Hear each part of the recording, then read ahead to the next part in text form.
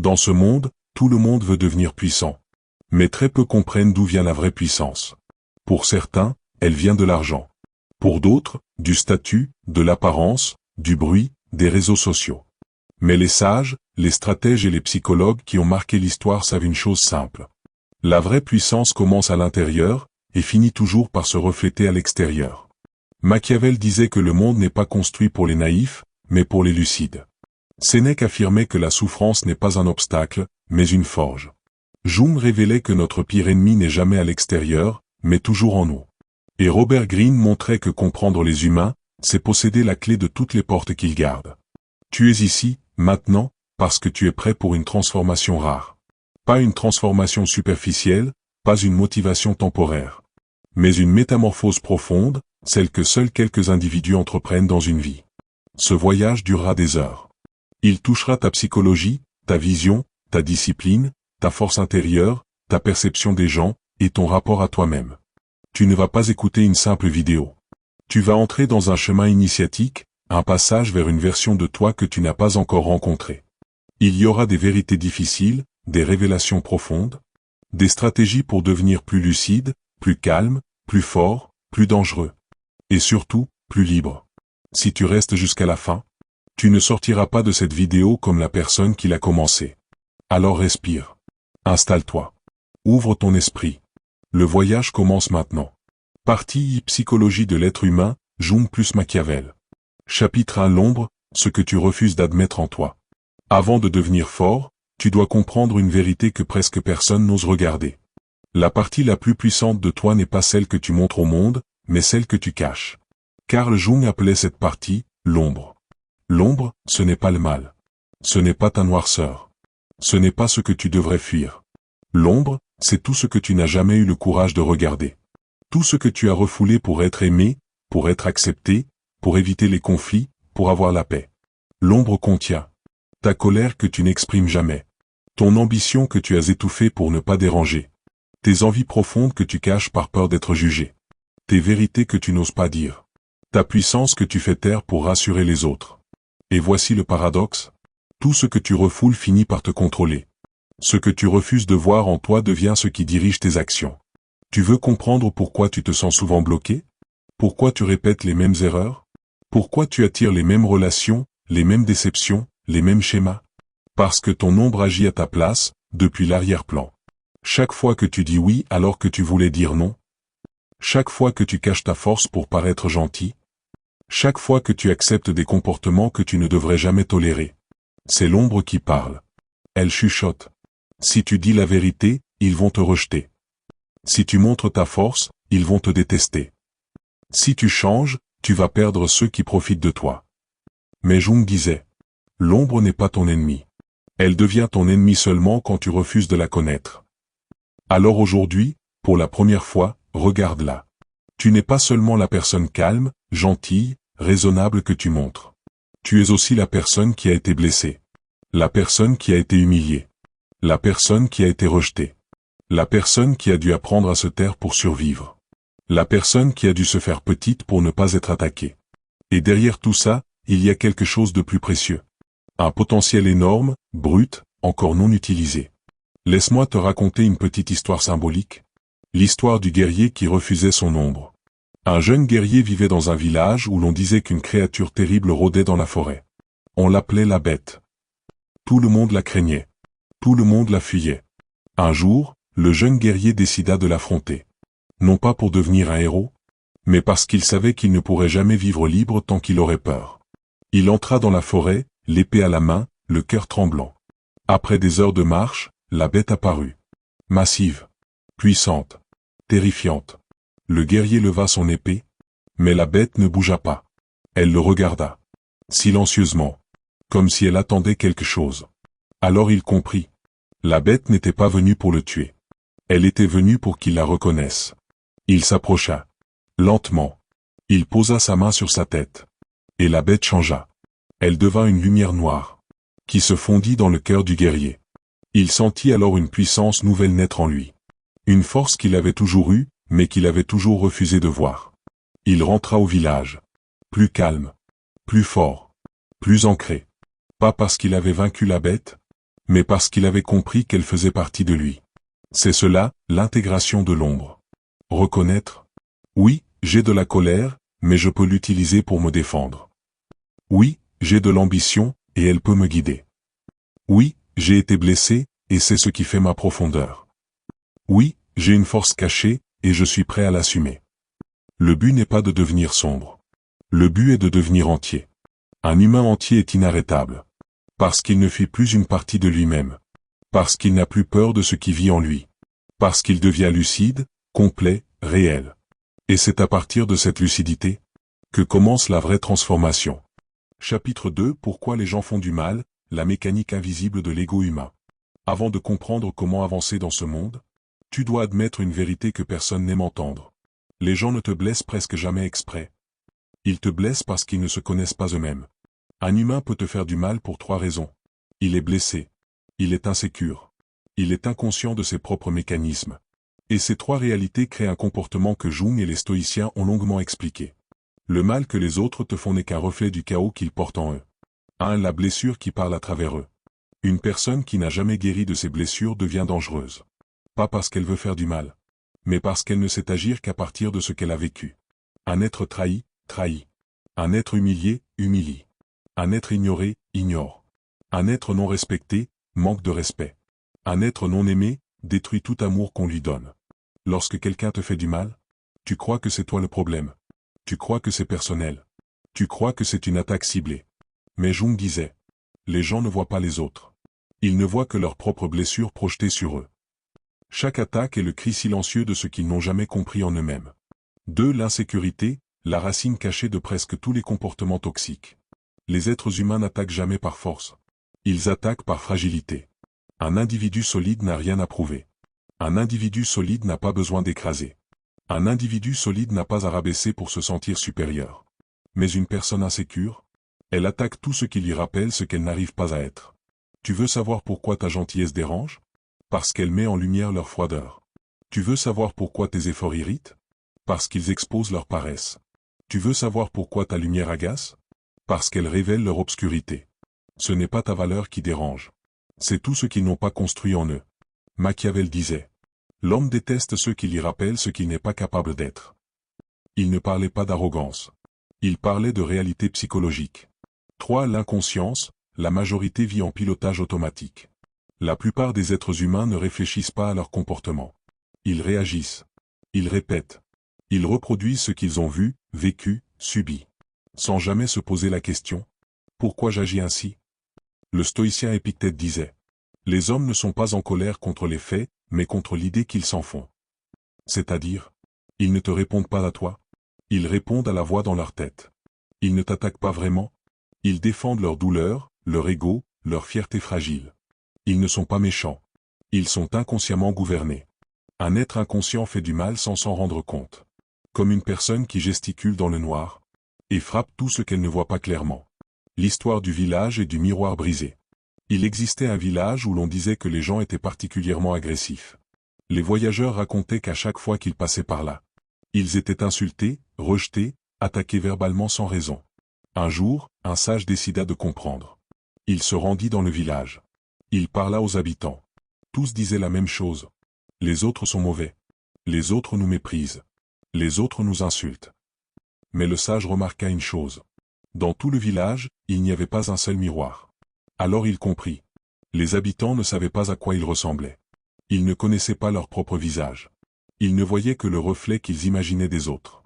Le sage installa un immense miroir sur la place du village. Au début, les habitants se mirent en colère. Ils crièrent, « Ce miroir nous déforme. Ce miroir nous insulte. » Puis, doucement, ils réalisèrent. Ce qu'ils voyaient, c'était eux-mêmes. Et ce qu'ils reprochaient aux autres n'était que leur propre image non reconnue. 4. La clé, ce qu'ils te font n'a rien à voir avec toi. C'est difficile à accepter, mais essentiel. Tu n'es presque jamais la cause réelle du mal qu'on te fait. Tu n'es que le déclencheur d'un feu qui existait déjà. Tu n'es que le miroir dans lequel ils ne veulent pas se voir. Tu es l'écran sur lequel ils projettent leurs films internes. Et voici la vérité que seuls les sages comprennent. Lorsque tu arrêtes de prendre les attaques personnellement, tu deviens émotionnellement libre. Le stoïcisme n'est pas indifférence. C'est lucidité. Tu ne pardonnes pas parce que tu es faible. Tu comprends parce que tu es fort. Tu ne laisses pas passer parce que tu es naïf. Tu vois clair parce que tu as grandi. 5. Résultat, tu deviens inatteignable. Quand tu comprends la mécanique de l'ego humain, tu arrêtes de te culpabiliser.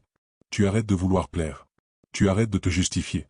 Tu arrêtes de répondre aux attaques. Tu arrêtes de te diminuer. Tu arrêtes d'attendre que les autres changent. Tu deviens intouchable. Pas parce que tu te fermes, mais parce que tu comprends. Et ceux qui comprennent ne sont plus blessés de la même manière. Ils ne réagissent plus. Ils choisissent. Ils ne se défendent plus tout le temps. Ils discernent. Ils ne donnent plus leur énergie n'importe où. Ils la préservent. C'est ainsi que commence la maîtrise de soi. Chapitre 3. L'erreur fatale. Croire que les autres pensent comme toi. La plus grande source de souffrance humaine, celle qui détruit les relations, qui crée les déceptions, qui brise la confiance, qui te fait perdre du temps, de l'énergie, de la paix intérieure, vient de cette erreur inconsciente. Tu crois que les autres pensent comme toi. Mais ils ne pensent pas comme toi. Ils ne ressentent pas comme toi. Ils n'aiment pas comme toi. Ils ne donnent pas comme toi. Ils ne pardonnent pas comme toi. Ils ne voient pas le monde comme toi. Tu crois qu'ils ont ton cœur, ton sens de l'honneur, ta loyauté, ta sensibilité, ton respect, ton calme, ton intention. Tu crois que parce que toi, tu ferais quelque chose, eux aussi le feraient. Tu crois que parce que toi, tu ne ferais pas quelque chose, eux non plus ne le feraient pas. Mais c'est faux. Radicalement faux. Et cette illusion crée des blessures que tu n'aurais jamais dû subir. L'empathie pense que tout le monde a un cœur. Les personnes sensibles, loyales, authentiques, pensent que tout le monde fonctionne avec la même fréquence. Elles se disent, si je suis honnête, les autres le seront. Si je protège, on me protégera. Si je donne, on me donnera. Si j'aime fort, on m'aimera aussi. Mais Machiavel l'a écrit clairement. L'homme croit toujours que l'autre est comme lui. Et cette naïveté devient un piège. Parce que dans la réalité, il existe des gens qui te sourient sans t'aimer, te utilisent sans te respecter, te complimentent sans te vouloir du bien, te approchent pour ce que tu leur donnes, pas pour ce que tu es, te manipulent sans culpabilité, prennent sans jamais donner, profitent sans jamais remercier. Tu ne comprends pas leur comportement, parce que leur fonctionnement interne est incompatible avec le tien. 2. Les différences psychologiques sont immenses. Carl Jung disait que chaque être humain vit dans une réalité psychique différente. Ce qui veut dire, nous ne vivons pas le même monde, même si nous vivons dans la même réalité physique. Pour certains, dire la vérité est naturel. Pour d'autres, mentir est la règle. Pour toi, respecter quelqu'un est normal. Pour d'autres, le respect se donne seulement par intérêt. Pour toi, aider est une valeur. Pour d'autres, c'est une faiblesse à exploiter. Pour toi, l'amour est un don. Pour d'autres, c'est un jeu de pouvoir. Pour toi, la profondeur est essentielle. Pour d'autres, elle est inutile. Alors quand tu te dis, je ne comprends pas pourquoi ils m'ont fait ça. C'est normal. Parce que tu essaies de comprendre leur comportement. Avec ta propre mentalité. Tu utilises ta logique pour analyser une personne qui n'en a pas. Tu utilises ton cœur pour interpréter une personne qui n'en utilise pas. Tu utilises ton langage intérieur pour comprendre quelqu'un qui parle une autre langue émotionnelle. Et cela te plonge dans une confusion qui te fait douter de toi.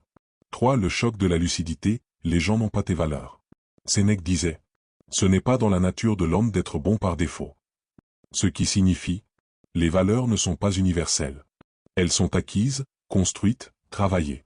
Toi, tu as appris à être loyal, à être honnête, à être empathique, à être authentique, à être généreux, à être stable. Mais d'autres ont appris autre chose. Ils ont grandi dans la survie, la compétition, la comparaison, la manipulation, l'égoïsme, le rapport de force. Comment pourraient-ils penser comme toi? Ils n'ont pas la même carte du monde. Le plus grand choc psychologique arrive quand tu comprends. Les autres ne te donnent pas ce que tu donnes. Ils te donnent ce qu'ils sont. 4. La projection, ton plus grand ennemi intérieur. Tu souffres parce que tu projettes ton cœur sur des gens qui n'ont pas la capacité de le recevoir. Tu vois de la loyauté là où il n'y en a pas. Tu vois de la profondeur là où il n'y a que du vide. Tu vois de l'amour là où il n'y a que du besoin. Tu vois de la gentillesse là où il n'y a que de l'intérêt. Tu as mis des attentes là où tu aurais dû mettre des limites. Tu as mis de la confiance là où tu aurais dû mettre de la distance. Tu as mis du temps là où tu aurais dû mettre de la lucidité. Ce n'est pas ta faute. C'est ton cœur qui ne sait pas imaginer qu'un autre puisse agir différemment. Histoire symbolique, le voyageur et l'écho. Un voyageur marcha longtemps dans les montagnes. Un jour, il cria « Je t'aime ». Et l'écho lui répondit « Je t'aime ». Il sourit. Alors il cria « Tu es bon ». Et l'écho répondit « Tu es bon ». Mais lorsqu'il entra dans une autre vallée, il cria encore, « Je t'aime ». Et cette fois, l'écho répondit, « Je te hais ». Le voyageur, choqué, cria, « Pourquoi ?» L'écho répondit, « Parce que je ne répète pas ton cœur, je répète ce qui vit dans cette vallée. » Il comprit alors, « Ce que tu donnes n'est pas toujours ce qui revient. Ce qui revient dépend de ce qui vit dans l'autre. » 5. La libération, accepter que les autres sont différents. Quand tu continues à croire que les autres pensent comme toi, tu t'épuises. Tu te sens trahi. Tu te sens incompris. Tu restes bloqué dans des relations qui ne te correspondent pas. Tu te déçois toi-même.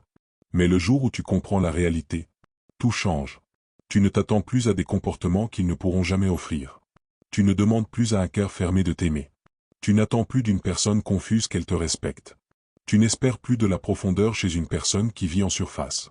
Tu cesses de te battre contre l'impossible. Et tu choisis mieux. C'est cela, la maturité émotionnelle. C'est cela, devenir inarrêtable, ne plus projeter ton cœur sur des âmes qui ne savent pas le porter.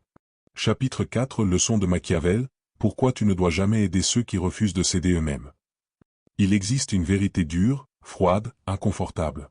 Une vérité que Machiavel, Sénèque et Joum auraient tous signé de leur nom. Tu ne peux pas sauver quelqu'un qui se bat activement pour rester malheureux. Cette leçon fait mal. Parce qu'elle touche notre instinct le plus noble, aider, guider, porter ceux qu'on aime. Mais Machiavel disait, « Les hommes ne changent jamais tant qu'ils n'ont pas été forcés par la nécessité. » Et Jung ajoutait, « On ne guérit jamais quelqu'un de sa propre ombre sans qu'il le veuille. » Ce chapitre t'apprend à protéger ton énergie, à cesser d'être la béquille émotionnelle de ceux qui refusent d'avancer, et à devenir inarrêtable en laissant derrière toi ceux qui sabotent ta montée. Le piège le plus dangereux, vouloir sauver le monde entier. Tu l'as vécu. Tu aides quelqu'un avec ton temps, ton argent, tes conseils. Tu lui montres une issue. Tu lui donnes une chance. Et que fait-il? Il revient au même comportement, aux mêmes erreurs, aux mêmes excuses. Parce que la douleur n'est pas encore assez forte. Parce que la nécessité n'a pas encore frappé. Parce qu'il n'a pas encore ressenti ce moment brutal où la vie te force à changer. Machiavel observait les rois, les princes, les peuples. Il disait, « Le changement ne vient jamais par bonté. Il vient par contrainte. » Il a raison. Tu peux donner la main à quelqu'un qui se noie. Mais tu ne peux pas sauver quelqu'un qui nage vers le fond. 2. Le coup psychologique, l'épuisement inutile. Chaque fois que tu aides quelqu'un qui refuse de céder, tu perds ton énergie, tu perds ton temps, tu perds ta clarté mentale, tu perds ta confiance, tu perds ton pouvoir personnel. Tu te transformes en réservoir émotionnel gratuit. Jung appelait cela le complexe du sauveur. C'est lorsque tu fais passer les autres avant ta propre vérité, avant ta propre croissance, avant ta propre mission. À la fin, tu es vidé. Et la personne que tu aides, elle ne te remercie même pas. Pire, elle t'en veut, parce que tu lui rappelles ce qu'elle n'arrive pas à devenir. 3. Pourquoi certaines personnes veulent ton aide, mais pas ton évolution. Voici une vérité sombre. Beaucoup veulent être aidés, mais très peu veulent être transformés. Il existe 4 types de personnes. Celles qui veulent changer et qui changent. Garde-les. Celles qui veulent changer mais qui ne font rien. Observe-les. Celles qui ne veulent pas changer et qui utilisent ton énergie comme un oreiller émotionnel. Éloigne-toi. Celles qui sabotent ton aide parce qu'elles préfèrent être victimes. Fuis-les. Robert Greene explique dans Les lois du pouvoir. Aidez seulement ceux qui peuvent céder. C'est dur, mais c'est vrai. L'énergie que tu donnes à la mauvaise personne est volée à ton futur. 4 histoires réelles, l'homme qui a ruiné son sauveur. Dans les années 80, à New York, un jeune homme nommé Louis sortait de prison. Un voisin du quartier, un homme bon, l'a pris sous son aile. Il lui a trouvé un travail, payé son loyer, rempli son frigo, l'a encouragé chaque jour. Mais Louis n'était pas prêt. Il manquait les shifts. Il dépensait tout. Il mentait. Il replongeait dans ses habitudes. Un soir, dans une dispute, il a crié à son bienfaiteur. « Arrête de me rappeler ce que je devrais être. Laisse-moi tranquille. » Cet homme avait tout perdu. Son énergie, son argent, et sa paix. Il avait essayé de sauver quelqu'un qui ne voulait qu'une chose. Rester dans sa douleur parce que c'était le seul territoire qu'il connaissait. Leçon. Tu ne peux pas changer la vie d'un autre en y mettant ton cœur. Seulement le sien. La sagesse stoïcienne, aide seulement ceux qui montent la première marche. Sénèque disait. Le seul homme que tu puisses aider est celui qui avance déjà vers le bien.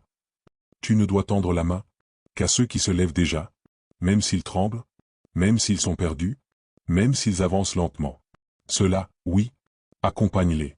Mais ceux qui attendent que tu fasses tout, te manipulent. répètent les mêmes erreurs, ne veulent que l'attention, choisissent la facilité, refusent la réalité. Ceux-là, Machiavel dirait, laisse-les rencontrer la nécessité qui les transformera. Si exercice pratique, le filtre des 3 portes. Chaque fois que quelqu'un te demande de l'aide, pose-toi ces 3 questions. 1. Veut-il vraiment changer? Ou veut-il seulement être soulagé? 2. A-t-il posé une action concrète avant de me demander? Une seule. Un effort. Un signe. 3. Son changement dépend-il de mon énergie ou de sa volonté? Si tu es la source, c'est déjà perdu. Si la personne ne passe pas ces 3 portes, la réponse est simple. Ne l'aide pas. Pas par égoïsme. Par lucidité. 7. La transformation personnelle, se libérer du poids des autres. Quand tu arrêtes d'aider ceux qui refusent de céder, il se passe 3 miracles. Tu récupères ta puissance mentale. Tu accélères ta propre évolution. Tu attires des gens qui avancent vraiment. C'est comme fermer une porte dans un couloir sombre. Tu ne le sais pas encore, mais derrière, il y a de la lumière. Machiavel, Jung, Sénèque et Green t'enseignent la même leçon. La première étape pour devenir inarrêtable, c'est arrêter de pousser ceux qui veulent rester là où ils sont. Chapitre 5. Comment voir les intentions cachées, la vision que possèdent les esprits lucides. Il existe un pouvoir secret que possèdent les personnes vraiment fortes. Elles voient ce que les autres cachent. Elles lisent les gestes, les hésitations, les micro-expressions. Elles sentent les motivations avant même qu'un mot ne soit prononcé. Ce pouvoir n'est pas magique. C'est une combinaison de psychologie jungienne, de stratégie machiavélienne, de sagesse stoïcienne, et d'une lucidité forgée par la vie. Dans ce chapitre, tu vas apprendre à repérer ce que les gens veulent vraiment, ce qu'ils cherchent à éviter, ce qu'ils cachent derrière leurs mots, ce qu'ils espèrent obtenir de toi, et ce qu'ils ne disent jamais à voix haute. Machiavel, regarde ce que les gens font, jamais ce qu'ils disent. Machiavel l'a répété dans Le Prince. Les hommes montrent ce qu'ils veulent montrer, mais ils font ce qu'ils veulent vraiment. Il y a une règle fondamentale. Les actions sont honnêtes. Les mots sont déguisés. Quelqu'un peut te dire « Je vais changer. Je suis là pour toi. Je ne te ferai jamais de mal. Tu peux me faire confiance. » Mais s'il ne démontre rien, s'il ne prouve rien, s'il ne crée aucune cohérence entre ce qu'il promet et ce qu'il incarne, alors tu connais la vérité. La première étape pour voir les intentions. Ignore les mots, observe les comportements. 2. Jung, les motivations inconscientes qui guident tous les humains. Carl Jung t'apprend une vérité puissante. Les gens ne sont pas ce qu'ils disent être. Ils sont ce que leurs ombres révèlent. Chaque personne possède un masque, ce qu'elle montre. Une ombre, ce qu'elle cache. Un désir, ce qu'elle veut réellement. Une peur, ce qu'elle fuit. Quand tu veux connaître l'intention d'une personne, observe ce qu'elle valorise. L'attention, le contrôle, le confort, le pouvoir, l'admiration, ce qu'elle déteste. La critique, la vérité, les responsabilités, ce qui la déclenche émotionnellement. La jalousie, la comparaison, le silence. L'intention vraie d'une personne se trouve dans ce qu'elle protège, pas dans ce qu'elle déclare. 3. Les 4 motivations cachées de 90% des comportements humains. Presque tous les comportements des gens viennent de l'une de ces 4 sources. 1. Le besoin de validation. Ils agissent pour qu'on les voie, qu'on les aime, qu'on les applaudisse. 2. Le besoin de contrôle. Ceux-là manipulent subtilement pour dominer la situation. 3. Le besoin de sécurité. Ils évitent les risques, les confrontations, les responsabilités. 4. Le besoin d'avantage personnel. Ils sourient pendant qu'ils calculent. Comprendre ses motivations, c'est comme mettre des lunettes infrarouges dans une pièce sombre. Tout devient visible. 4 histoires réelles, la promesse du mentor qui voulait tout prendre. En 2012, une entrepreneuse canadienne a été approchée par un mentor qui voulait l'aider.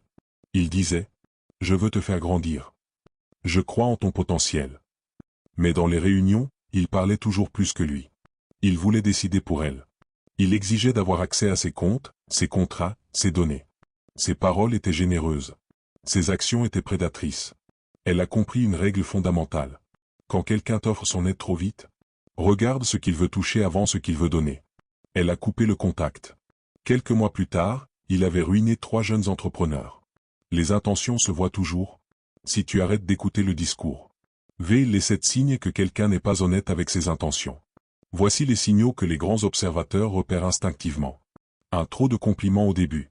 Un masque se met souvent avec une avalanche de flatteries. 2. Ils veulent aller trop vite. La vitesse est une arme pour t'empêcher de réfléchir. 3. Ils posent beaucoup de questions mais ne répondent à aucune. Ils collectent des informations, pas des liens. 4. Ils changent de comportement selon leur avantage. Gentils quand ils veulent quelque chose. Froids quand ils ont obtenu ce qu'ils voulaient.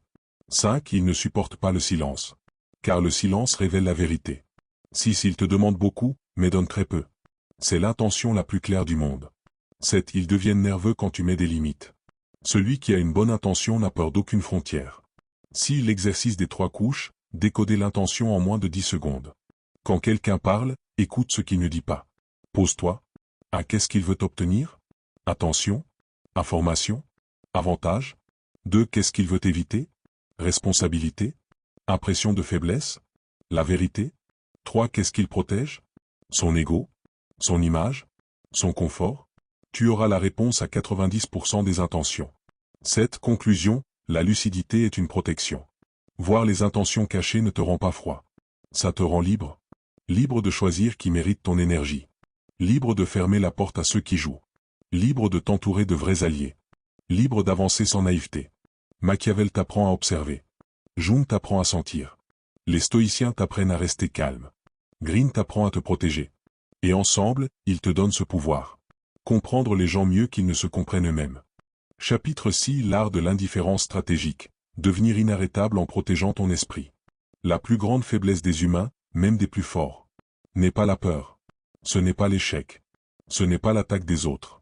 C'est l'émotion mal placée. Le temps, l'énergie et la puissance mentale gaspillée. À réagir à ce qui ne mérite pas ton attention. Machiavel, Sénèque et Jung t'enseignent tous la même vérité. Celui qui peut rester indifférent au superflu devient maître de son réel. Ce chapitre t'enseigne l'indifférence stratégique. Un art qui te rend à la fois fort et libre, qui te protège des voleurs d'énergie, et qui te permet de concentrer ton feu intérieur sur ce qui compte vraiment. Et qu'est-ce que l'indifférence stratégique? Il ne s'agit pas d'être froid, insensible ou distant. Il ne s'agit pas de devenir un robot émotionnel. L'indifférence stratégique consiste à choisir sur quoi réagir et sur quoi ne pas réagir. Ne pas laisser les émotions des autres contrôler ton énergie. Focaliser ton attention sur ce qui nourrit ton but et ton évolution. Éviter de gaspiller ta force sur des drames inutiles. En d'autres termes, tu restes maître de ton esprit, même quand le monde autour de toi s'agite comme une tempête.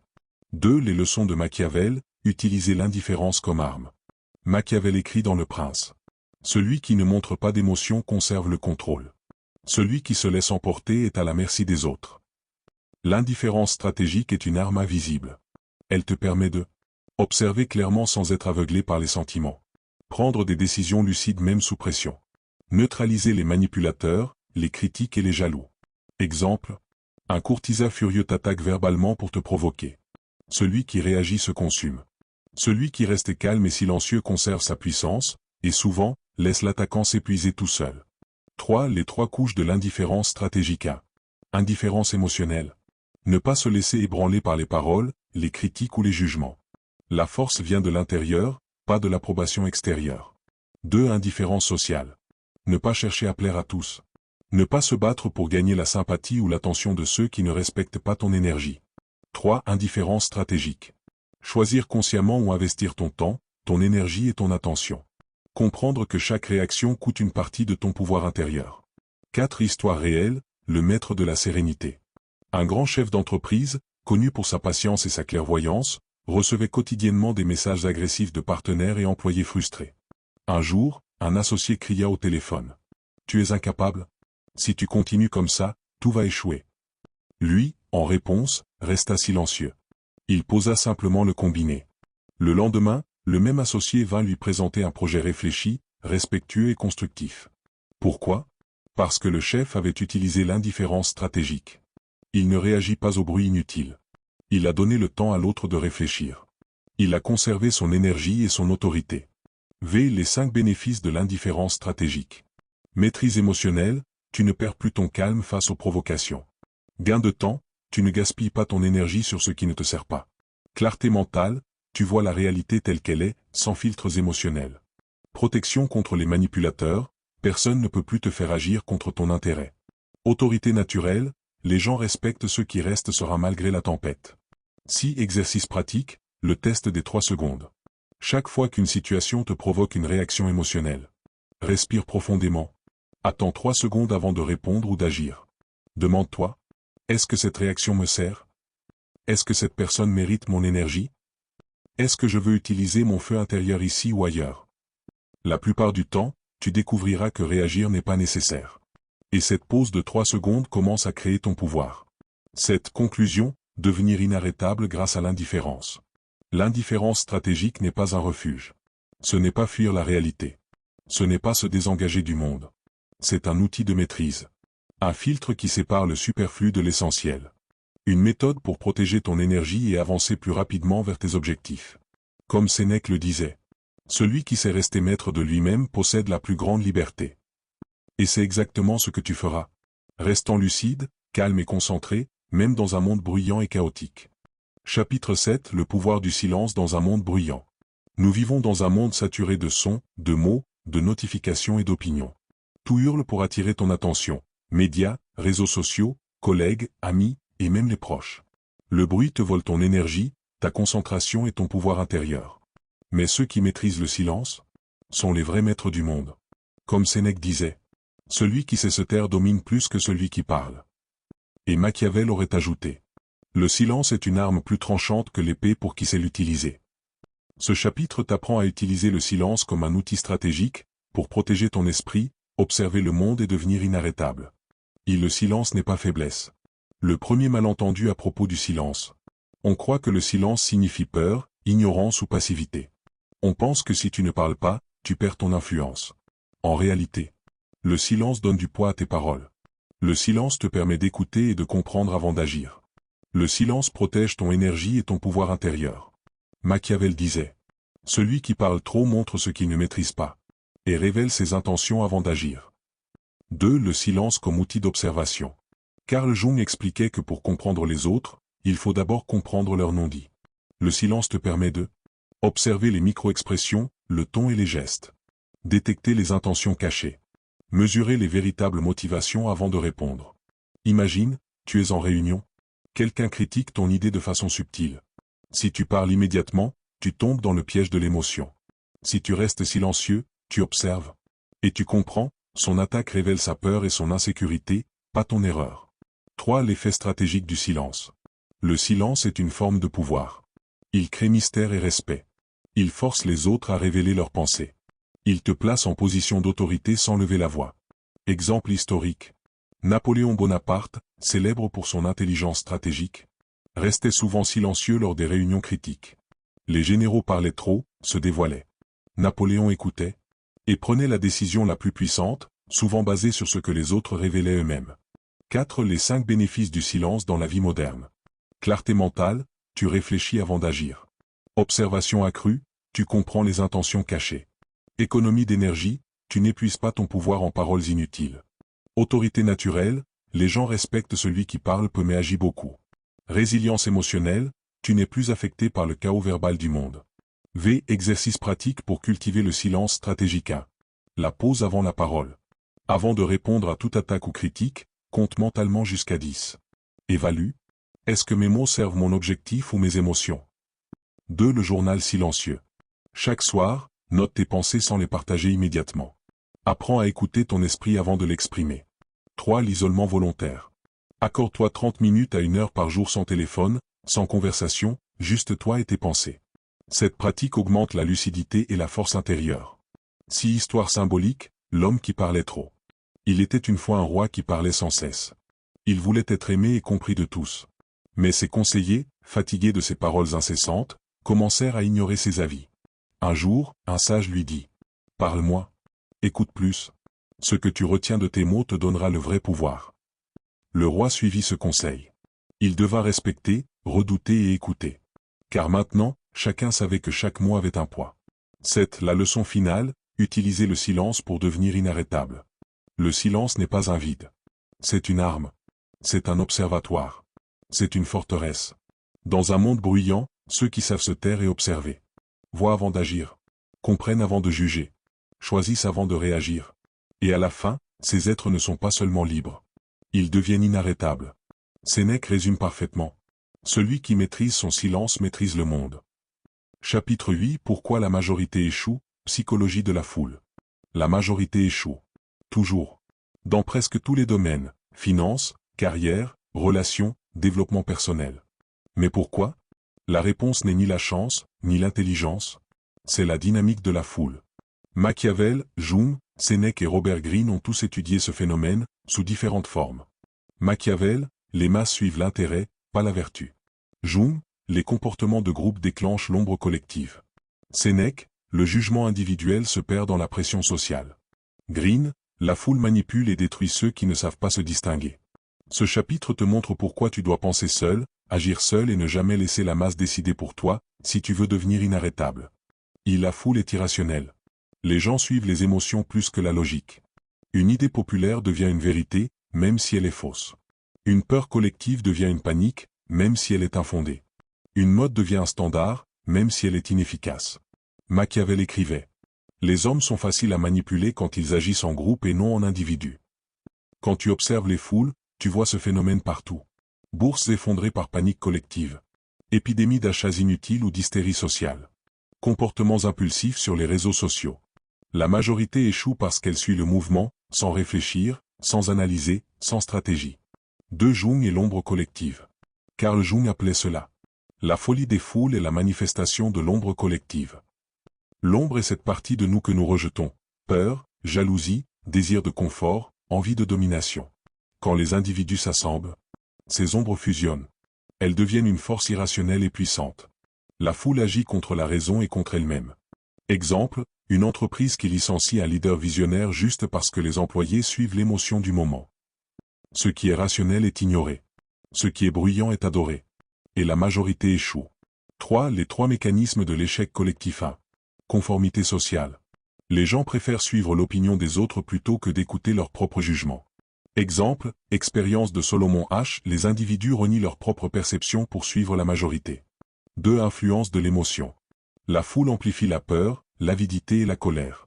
Même les individus rationnels deviennent impulsifs dans le groupe. 3. Dilution de la responsabilité. Quand tout le monde décide ensemble, personne ne prend la responsabilité réelle. Résultat, erreur massive, mauvaise décision, chaos collectif. 4. Histoire réelle, la ruée vers la bourse de 1929. En octobre 1929, des milliers d'investisseurs ont suivi la panique générale. Les experts avertissaient de la bulle. Les investisseurs rationnels se retiraient. Mais la foule criait: achetez, achetez, vendez, vendez. Résultat, le krach. Fortune perdue. Vie brisée. La majorité échoue parce qu'elle suit la foule et non sa propre logique. V. Comment penser et agir en dehors de la foule. Décale-toi du bruit. Ne fais pas ce que tout le monde fait. Analyse avant d'agir. Questionne tout. Chaque opinion populaire doit être examinée. Pourquoi est-ce vrai? Qui en profite? Agis selon tes valeurs et ton jugement. Même si c'est impopulaire. Même si les autres se moquent ou critiquent. Utilise l'observation stratégique. Jung et Machiavel, regarde comment les masses se comportent, mais ne fais pas partie de ce mouvement. Renforce ton esprit. La majorité échoue sous la pression sociale. Toi, tu prospères en restant maître de toi-même. Si l'effet de la solitude réfléchit. Être seul dans sa réflexion n'est pas un isolement. C'est la condition pour comprendre la réalité. Sénèque, la solitude nourrit la sagesse. Jung, l'introspection révèle l'ombre et les vérités cachées. Machiavel, l'observation en retrait permet de comprendre les intentions réelles. La majorité échoue parce qu'elle ne prend jamais ce temps. Elle se laisse emporter par le bruit et l'émotion. Toi, en restant lucide, tu es déjà en avance sur elle. Cet exercice pratique, le test de la foule. Quand une décision collective semble évidente, attends 24 heures. Analyse le mouvement, qu'est-ce qui motive la majorité? Demande-toi, si j'étais seul, que ferais-je vraiment?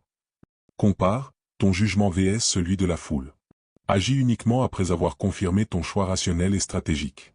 8. Conclusion, devenir inarrêtable grâce à l'indépendance. Comprendre la psychologie de la foule, c'est éviter les pièges du conformisme. Protéger ton énergie et ton esprit. Agir avec clarté et puissance. Robert Greene résume.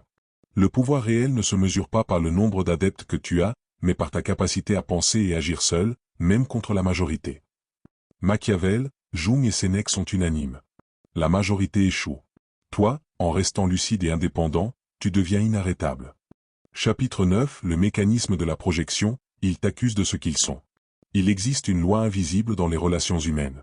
Ce que les gens te reprochent le plus, révèle ce qu'ils ne veulent pas voir en eux-mêmes. Carl Jung a appelé cela la projection, le processus par lequel les individus attribuent leurs propres pensées, émotion ou défaut à quelqu'un d'autre. Machiavel et Green, eux, l'avaient observé sous l'angle stratégique. Les gens utilisent la projection pour manipuler, contrôler et détourner ton attention. Ce chapitre t'enseigne comment reconnaître la projection, te protéger et transformer ses attaques en force intérieure. Qu'est-ce que la projection? Imagine, quelqu'un te crie que tu es égoïste. Tu sais que tu as agi avec générosité. Alors pourquoi te sens-tu attaqué? Parce que cette personne projette son propre égoïsme sur toi. Elle refuse de voir sa propre ombre et préfère l'attribuer à l'extérieur. La projection se manifeste souvent par critiques excessives, jugements injustes, accusations répétitives, colère disproportionnée. La plupart des victimes pensent, pourquoi me fait-il ça? La vérité, ce n'est pas toi, c'est lui elle. De Jung et l'ombre, comprendre l'origine de la projection. Carl Jung explique. Tout ce que vous rejetez chez vous apparaît dans le monde sous forme de projection. Chaque être humain possède des zones d'ombre. Peur qu'il ne veut pas affronter. Faiblesse qu'il refuse d'admettre. Désirs inavoués ou interdits. Quand cette ombre devient trop lourde, l'esprit humain fait ce que Jung appelle le transfert. Si je ne peux pas l'accepter en moi, je l'accuse chez les autres. Résultat, tu deviens le miroir inconfortable de leur propre manquement. 3. Machiavel, la projection comme outil de manipulation. Machiavel observe souvent ce phénomène dans les cours royales et politiques. Les accusateurs cherchent à déstabiliser. Ils veulent que tu remettes en question ton jugement. Ils cherchent à te faire douter de toi-même, pour prendre le pouvoir. Exemple, un courtisan jaloux accuse un autre de trahison, alors qu'il complote lui-même. La stratégie est simple, détourner l'attention et créer la confusion. Green ajouterait, le reproche devient un bouclier et une arme. 4. Les 5 signes que quelqu'un projette sur toi. Accusations fréquentes et répétitives. Si quelqu'un te reproche toujours la même chose, demande-toi, est-ce réellement moi ou son reflet? Réaction disproportionnée. Une petite erreur de ta part déclenche un drame émotionnel. Ils t'imputent des intentions qu'ils ont eux-mêmes. Exemple, tu es manipulateur alors que manipule. Tu te sens coupable sans raison. Le poids que tu ressens n'est pas à toi, il vient de leur ombre. Ils refusent de reconnaître leur part. Ils ne voient jamais leur propre responsabilité, mais projettent toujours. Histoire réelle, la projection qui détruit un partenariat. Un entrepreneur réputé pour son intégrité a été accusé par son associé de tricherie et de mensonge. Les preuves étaient inexistantes. Pourtant, les accusations ont semé le doute et la peur autour de lui. Ce que l'entrepreneur a compris, son associé projetait sa propre malhonnêteté et peur de perdre le contrôle. Au lieu de réagir avec colère, il a observé calmement, protégé son énergie, continué son travail avec cohérence. Résultat, l'associé s'est discrédité seul, tandis que l'entrepreneur a gagné respect et autorité. Comment se protéger de la projection? Reconnaître que ce n'est pas toi. Respire et rappelle-toi, ces accusations reflètent son ombre, pas ma réalité. Ne pas réagir émotionnellement. Réagir avec colère ou défense nourrit la projection. Maintenir la clarté et la cohérence. Agis toujours selon tes valeurs et tes preuves. Documenter les faits. Si nécessaire, garde trace des événements pour te protéger contre les fausses accusations. Utiliser la projection comme miroir. Parfois, elle révèle les points sensibles de ton propre développement. Ce que tu détestes chez l'autre peut te montrer ce que tu dois examiner en toi-même. Cet exercice pratique, le test de l'ombre projetée. Quand quelqu'un te critique, note exactement ce qu'il dit. Pose-toi la question, est-ce que cette critique me correspond vraiment? Si oui, corrige si nécessaire. Sinon, comprends que c'est une projection. Respire profondément et continue tes actions avec calme. Avec le temps, tu reconnaîtras la projection immédiatement, sans te laisser perturber. Conclusion, transformer la projection en force. La projection n'est pas seulement un mécanisme destructeur. Pour celui qui comprend, elle révèle l'ombre des autres. Elle protège ton énergie si tu restes lucide. Elle devient une opportunité pour observer et agir avec discernement.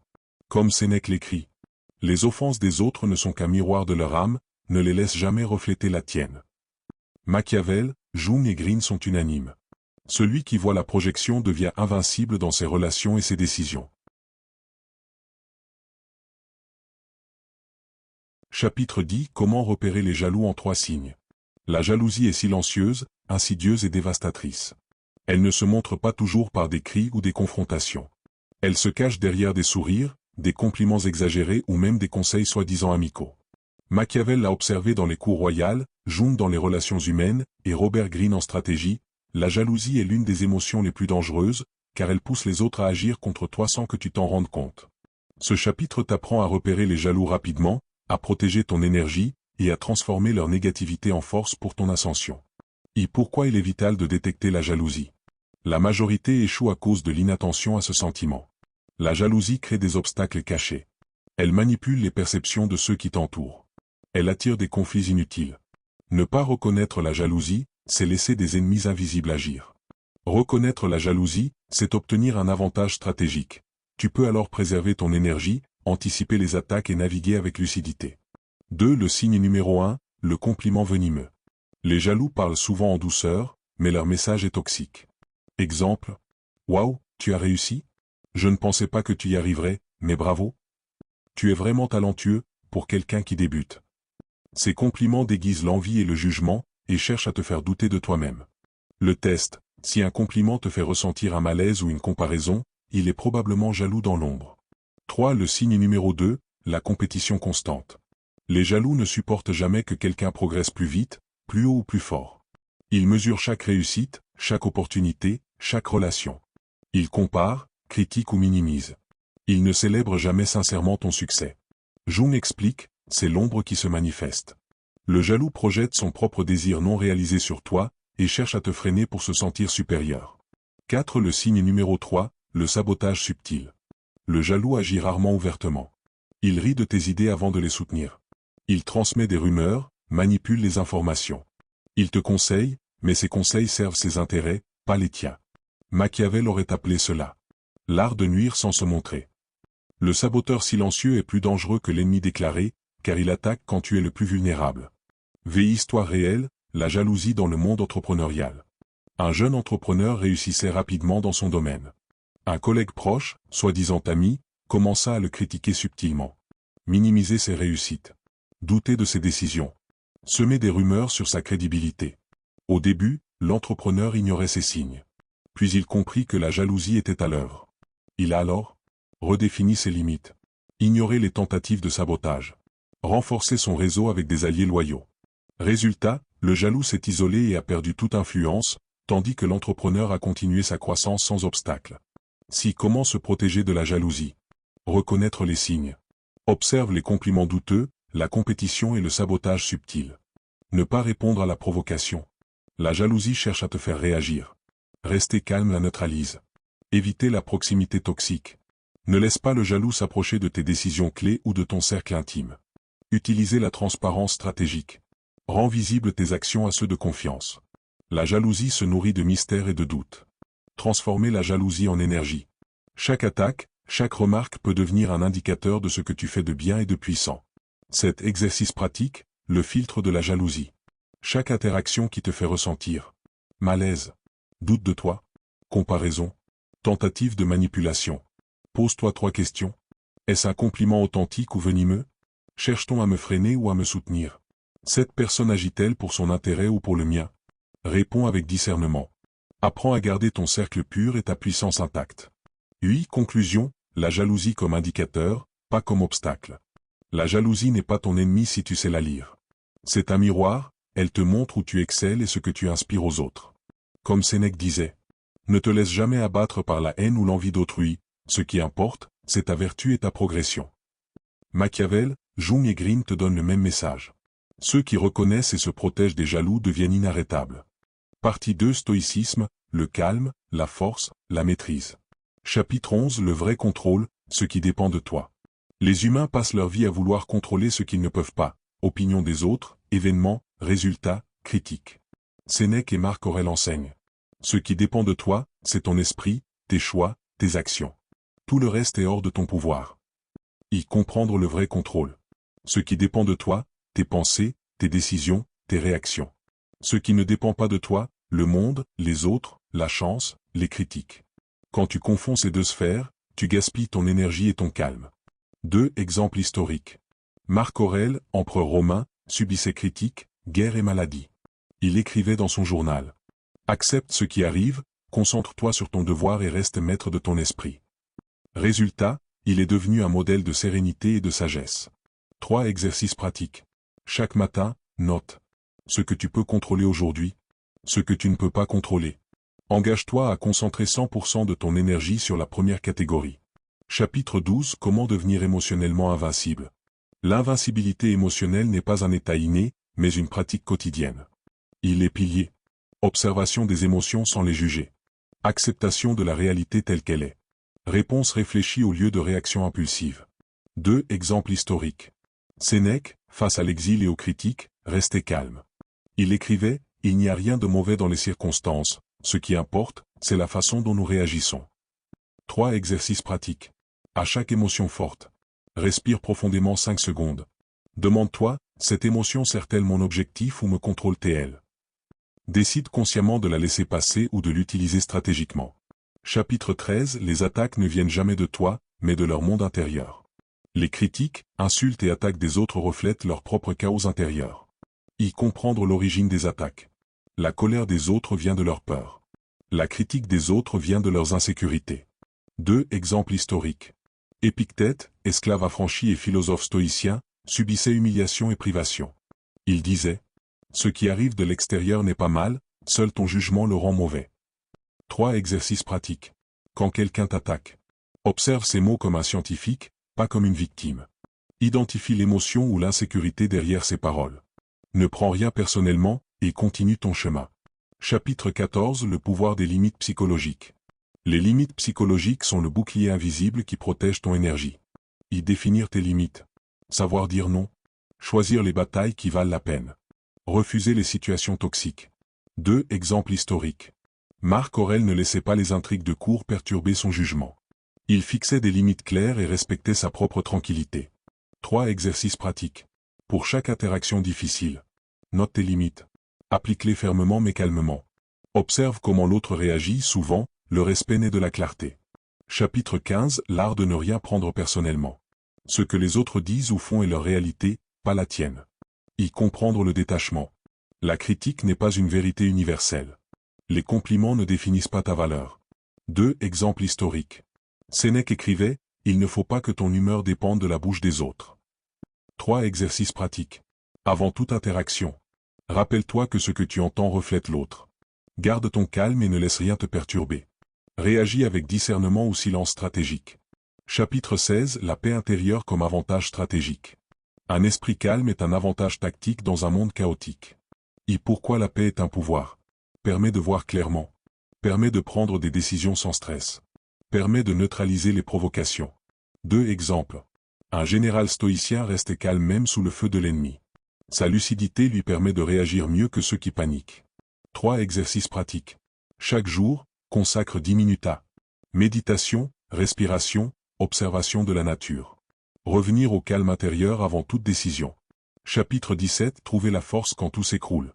Les moments de crise révèlent ton vrai caractère. La leçon stoïcienne. Les obstacles sont des opportunités.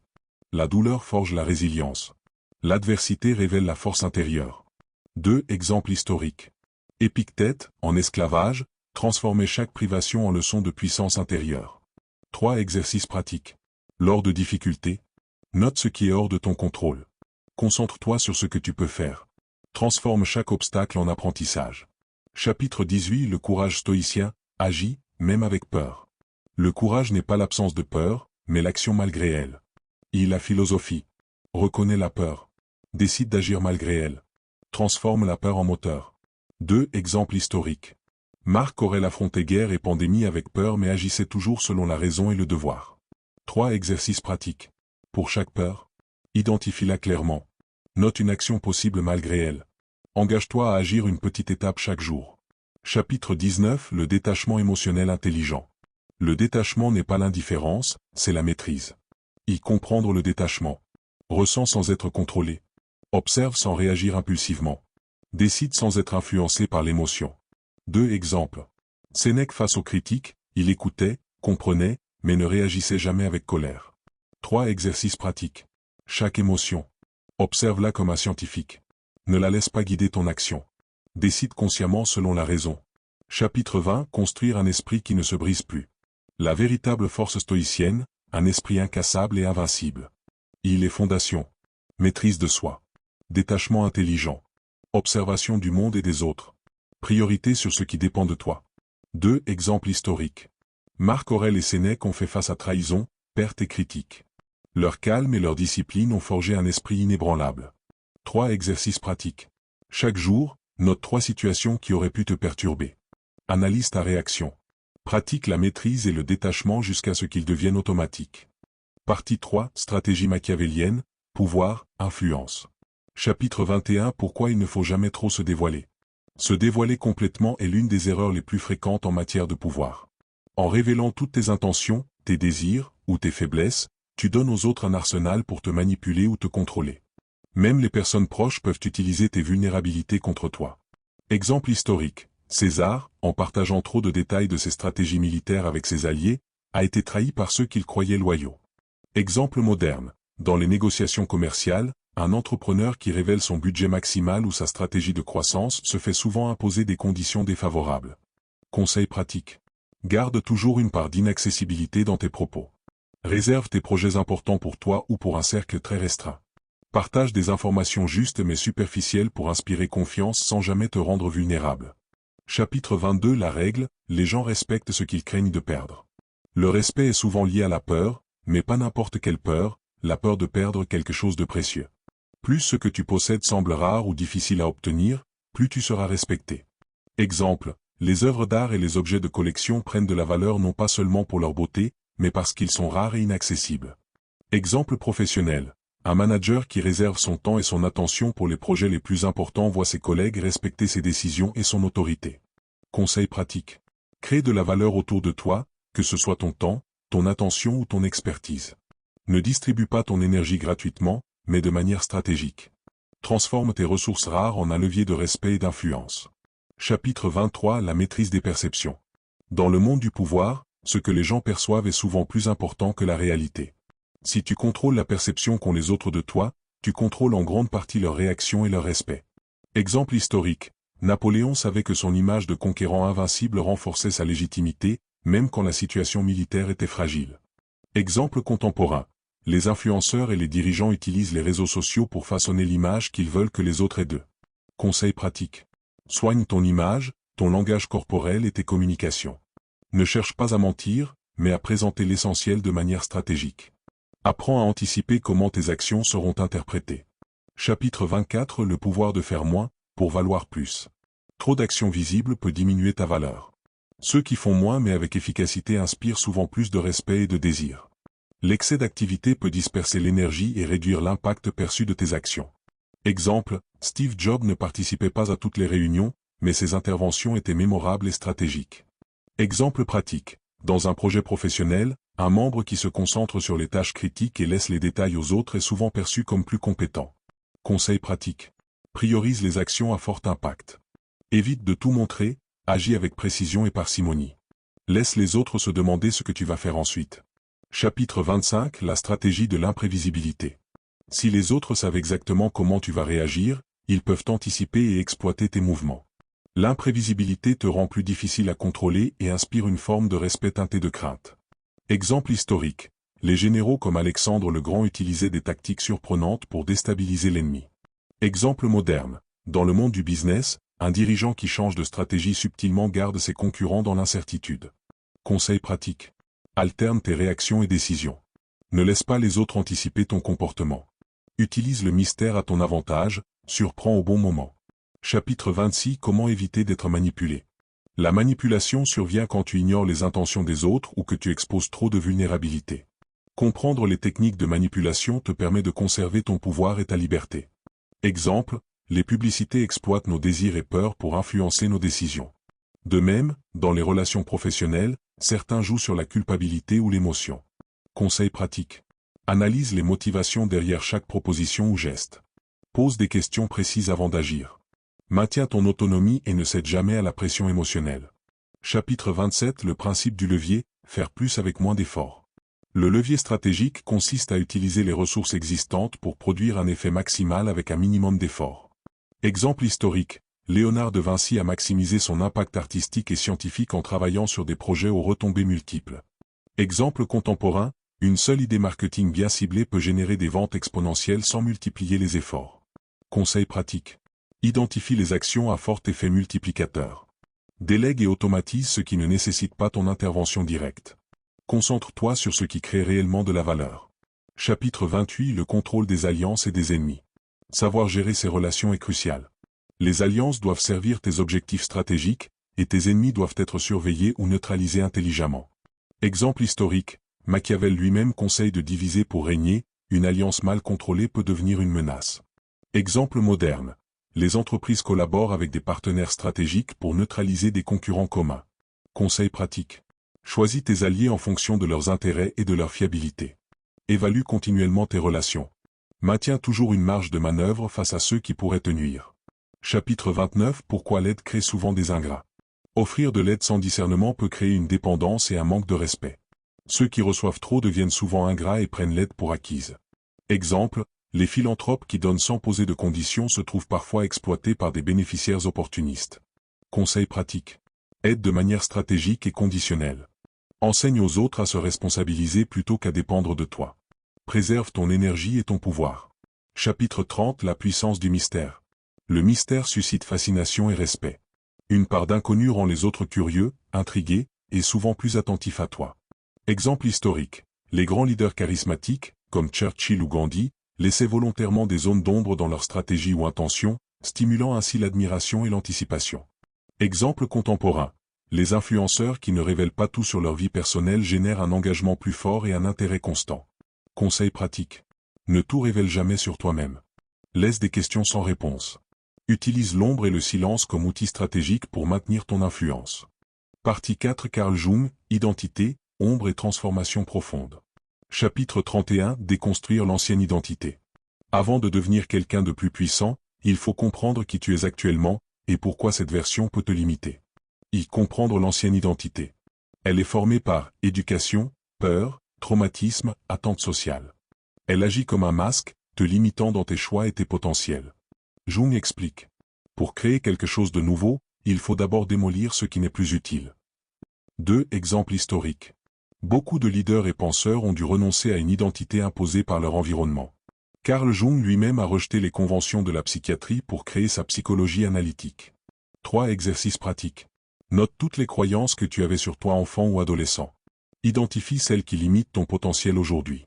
Commence à questionner chacune, est-ce que cette croyance me sert ou me freine? Chapitre 32. Construire une version plus forte de toi-même. Une fois l'ancienne identité déconstruite, tu peux bâtir une version améliorée et alignée. Les piliers de la nouvelle identité. Authenticité, agir selon tes valeurs. Courage, affronter les peurs et les limites. Discipline, développer la constance et la maîtrise de soi. 2. Exemple historique. Napoléon, en s'éloignant des attentes de son environnement, a construit une identité de stratège et leader respecté. 3. Exercices pratiques. Écris 3 traits que tu veux incarner. Chaque jour, pratique un geste, une parole ou une décision qui renforce ces traits. Note tes progrès chaque semaine. Chapitre 33. L'intégration de l'ombre, ta force cachée.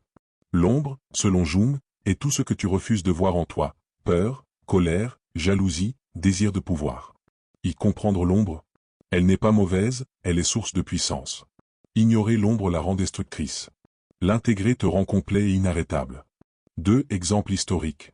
Beethoven exprimait sa colère et sa douleur dans sa musique, transformant son ombre en puissance créative. 3. Exercices pratiques. Note une émotion ou un désir que tu as toujours réprimé. Observe-le sans jugement. Demande-toi, comment puis-je utiliser cette énergie de manière constructive? Chapitre 34. Le subconscient, ce qui te contrôle sans que tu le saches. Beaucoup de décisions, réactions et peurs viennent du subconscient, avant que tu en aies conscience. Identifier les schémas subconscients. Peur répétitive. Rejet ou attirance automatique. Réactions émotionnelles disproportionnées. 2. Exemple historique. Jung observait chez ses patients que des traumatismes anciens expliquaient des comportements apparemment irrationnels. 3. Exercices pratiques. Chaque jour, note une réaction automatique que tu n'aimes pas. Cherche l'origine probable dans ton passé ou ton subconscient. Répète l'observation jusqu'à pouvoir agir consciemment au lieu de réagir automatiquement. Chapitre 35. Les archétypes puissants, guerriers, sages, créateurs au roi. Jung a identifié des archétypes universels qui structurent l'esprit humain. Les comprendre et les intégrer te rend plus complet. Les archétypes principaux. Guerrier, courage, discipline, action. Sage, vision, discernement, connaissance. Créateur, innovation, imagination, expression. Roi, autorité, responsabilité, justice. 2 exemples. Un leader efficace combine ces archétypes, il agit, guerrier, décide avec sagesse, sage, innove, créateur, et protège son royaume, roi. 3 exercices pratiques. Identifie quel archétype est le plus faible chez toi. Chaque jour, fais un acte qui renforce cet archétype. Observe ton équilibre intérieur s'améliorer. Chapitre 36 – Comment développer une présence naturelle. La présence est la combinaison de confiance, calme et alignement intérieur. Les éléments clés. Posture et langage corporel. Clarté dans la parole et les actions. Connexion intérieure à ses valeurs et objectifs. 2 exemples historiques. Marc Aurèle dégageait une présence naturelle qui inspirait respect et confiance, même sans imposer la peur. 3 exercices pratiques. Chaque jour, prends conscience de ton langage corporel. Prends 5 minutes pour respirer et te recentrer avant une interaction. Observe l'impact sur la manière dont les autres te perçoivent. Chapitre 37 – Redevenir maître de tes instincts. Les instincts peuvent te guider ou te dominer. Jung explique que la maîtrise consciente des instincts est essentielle pour devenir complet. Identifier les instincts dominants. Colère, peur, désir, impulsion. Réaction automatique dans le stress. 2 exemples historiques.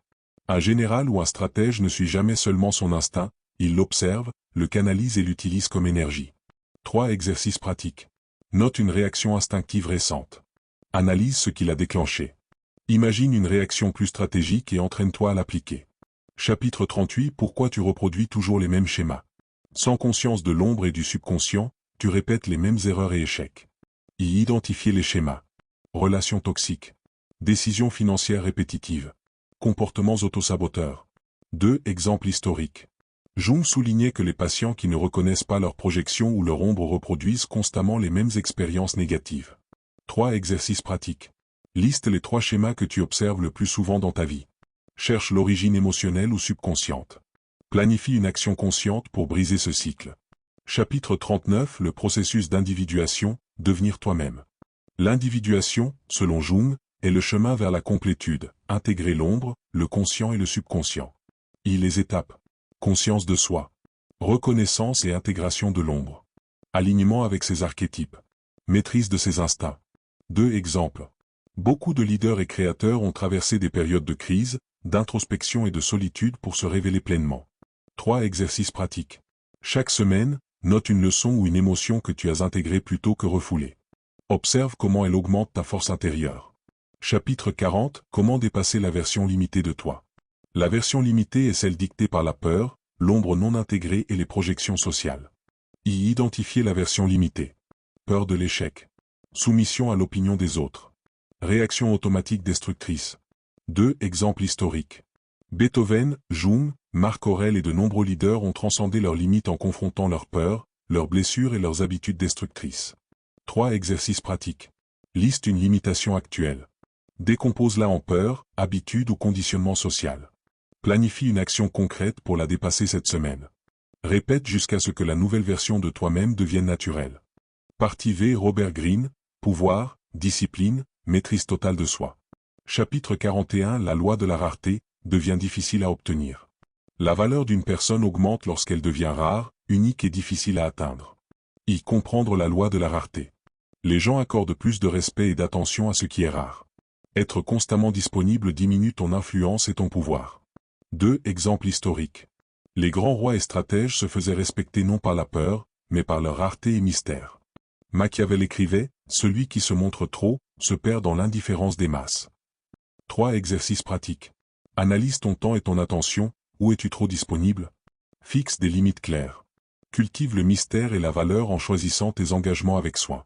Chapitre 42 – La loi du mouvement constant, ne reste jamais figé. Le monde change constamment, et la stagnation est le premier ennemi de la puissance. Pourquoi bouger? Éviter la routine mentale. Anticiper les opportunités. Rester imprévisible et adaptable. 2 exemples historiques. Napoléon changeait constamment de stratégie, surprenant ses ennemis.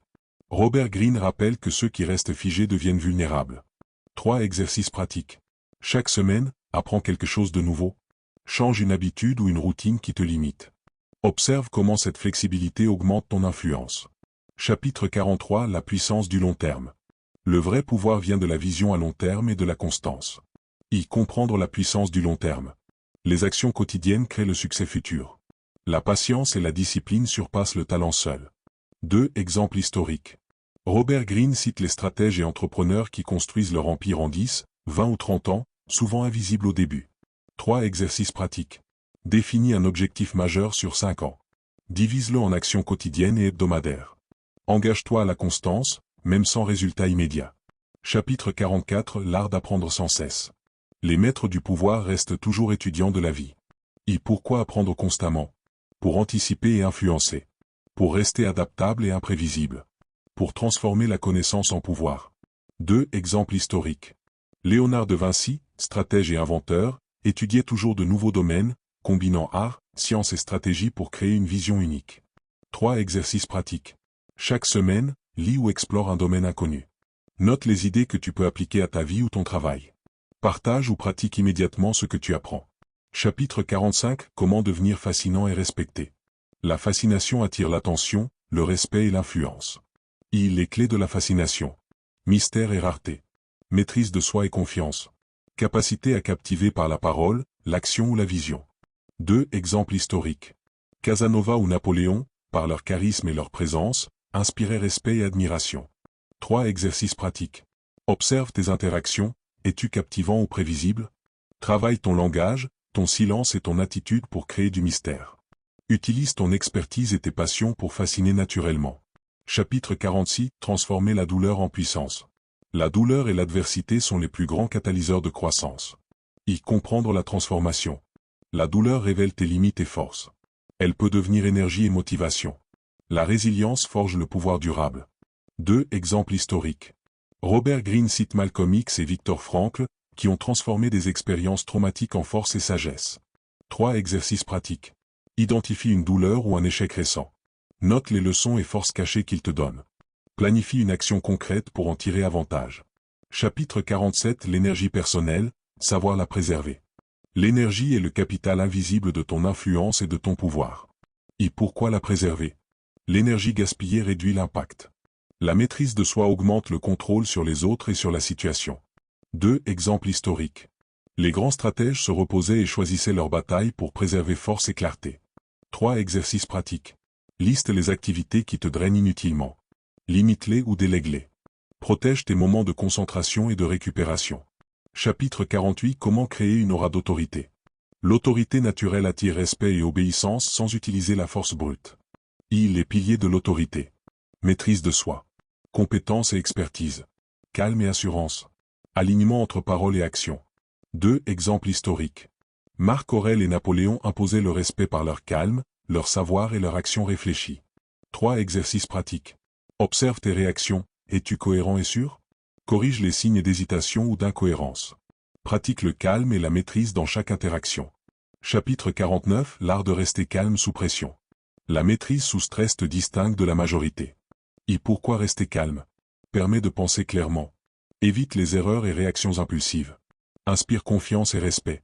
2 exemples historiques.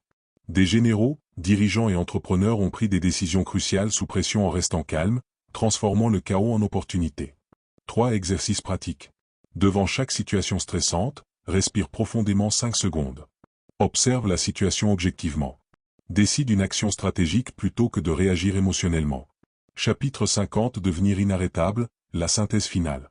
Après 50 chapitres, tu as accumulé sagesse, stratégie et exercices pratiques.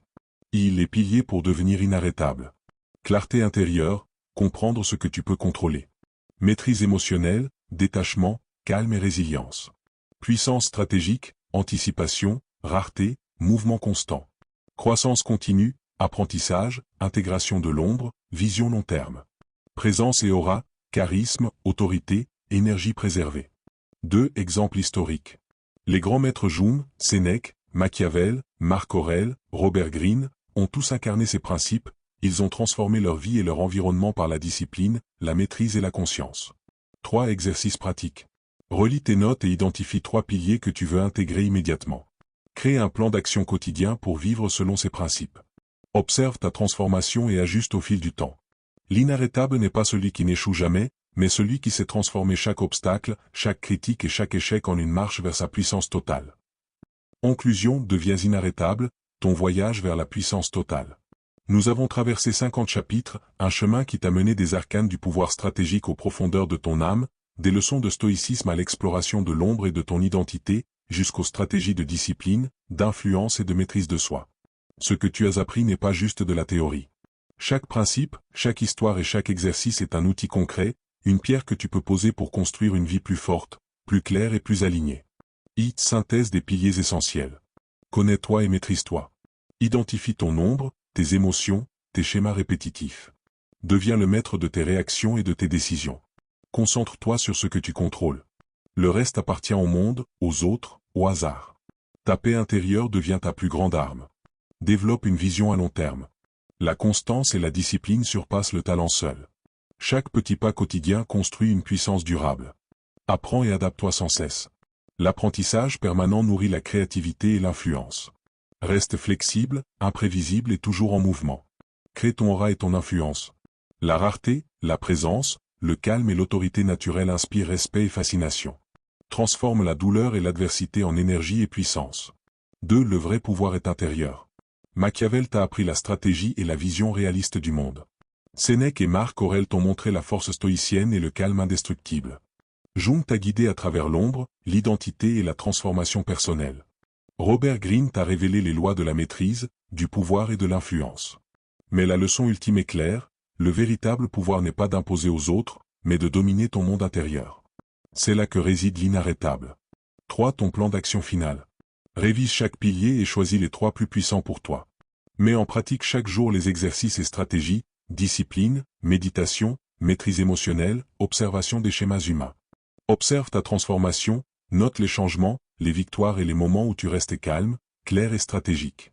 Réajuste et avance, l'inarrêtable n'est pas parfait, il est en constante évolution et dépasse chaque limitation. 4. Message final. Le chemin que tu as parcouru n'est que le début. Tu possèdes maintenant les clés pour devenir inarrêtable. Chaque obstacle, chaque critique et chaque échec devient une marche vers ta puissance, si tu sais appliquer ces leçons. Ceux qui deviennent inarrêtables ne fuient jamais la vérité, ne craignent jamais leur ombre, et transforment chaque difficulté en puissance. La vie ne te brisera pas, car tu es devenu maître de toi-même.